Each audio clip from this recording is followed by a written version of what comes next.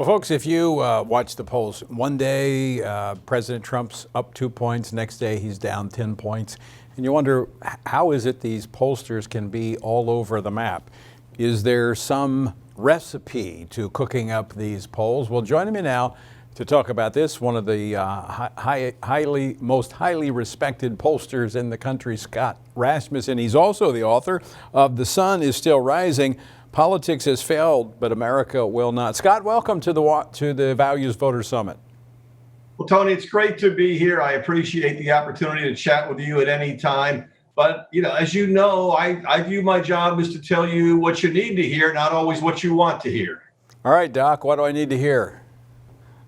Well, what you need to hear right now is we don't know how this election is going to turn out. The polling that I'm looking at, my own work, and also all of the averages I see from other polls shows that the range of possible outcomes goes from a very narrow victory for President Trump to a fairly significant victory for Joe Biden. And it's not because all the cooks are using different recipes. The basic problem in trying to identify what's going to happen this election season is we don't know who's going to turn out and vote. You may remember the Spanish flu and the 1918 pandemic, but I wasn't polling back then. And it's very difficult to get a handle on what's actually going to happen. Let me give you two examples that show you how important this is. We know the president has done very well among voters, white voters without a college degree, especially in rural areas. Well, if the share of those voters who show up is in the 50-55% range, the president probably loses. If the turnout among that group is a little bit higher, he probably wins. This is a thing we can't predict right now. Another example, especially relevant this year, among voters who tell us that they're going to vote in person on election day, Donald Trump is up by nearly 20 points. However, among voters who say they're going to vote by mail, Joe Biden is up by nearly 50 points. So how many people are actually going to cast a ballot by mail, and how many of them will fill it outright? We will get a better handle on these numbers as time goes on. But for right now, the question is not arguing about the polls.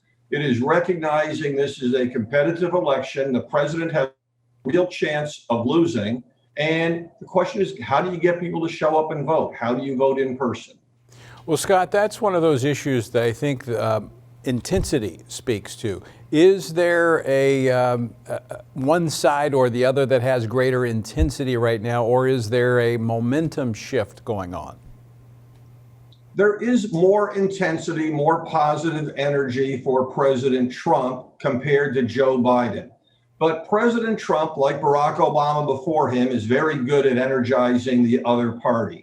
So the fact that people feel more strongly about President Trump than they do Joe Biden isn't as big an advantage in the turnout model. I think there are three things that are going to impact the turnout. One, I know that you'd like to think the Value Voters Summit is the highlight of the 2020 season, but there is a debate coming up next week that may have an impact. Normally, I say that the debates don't matter, but we've seen so little of Joe Biden this year that this debate actually could have an impact on the election. And if he stumbles, and I think he'll actually do better than a lot of people expect, but if he stumbles, that would signal a major turning point in the election. The other two things that are likely to change it are the two big issues of this election. You've been talking a lot about the Supreme Court nomination, but throughout 2020, the dominant issue is still everything related to the pandemic, the health issues, the lockdowns, the economic disruption. The more people feel better, or maybe I should say less pessimistic about the pandemic, the better the chances are for the president to be reelected, the more they're focusing on the economy rather than the health issues. Second issue that's out there this year, everything relating to the question between that there's a tension between a discussion of civil rights and law and order. The beginning of in June, when we first had these protests, most voters said they thought the protesters were generally peaceful and that they were expressing legitimate grievances. Now the shift has come. More and more people are saying these protesters are primarily violent. They don't agree. There is concern about safety and the protests coming to their community. that trend will also play a big role. And of course, we'll hear about that in all of the debate about the Supreme Court. So, Scott, when you are looking at your polling results, how influential is what is in the media and in the headlines in terms of shaping people's opinions? There's a narrative. The issues that get discussed are very important. I mean, there's no denying that. But when you talk about the media, it's no longer a monolithic group. We have a situation where conservatives tend to look at the mainstream media as disreputable, and conservative media as truthful.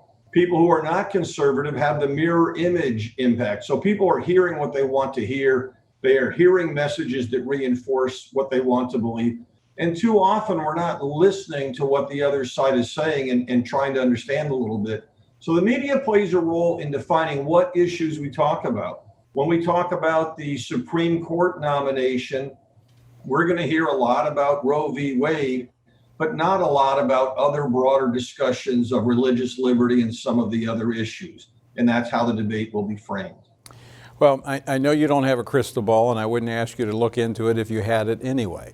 But you do have a track record of polling particular issues, and we're about to go into what I think is going to be an epic confirmation hearing over this justice, because it is going to shift the balance of the court. Now, if it is Judge Barrett, as some of the news reports are now saying, last time she was up, they attacked her for her faith. If they take that same track again, is that going to have an influence on conservative voters as kind of a rally cry? Absolutely. And Tony, the first thing I should say is I have a poll going in the field right after the announcement. So I will have some data at scottrasmussen.com on Sunday. So we'll get an early read on this.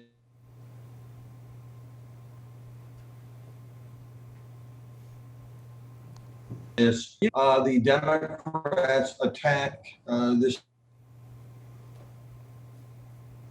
nominee unreasonable in their attacks because of their faith. That can fit into a couple of other narratives that are helpful in energizing conservatives. One narrative is tying into the protest and other behavior that is outside the norms of activity. And the second is there is a perception